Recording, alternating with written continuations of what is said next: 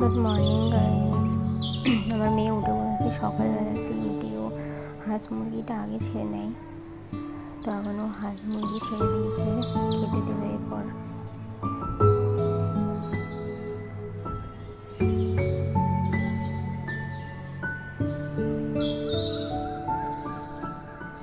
ডাকছে হাঁস মুরগিগুলোকে, হা করে ডাকছে ও।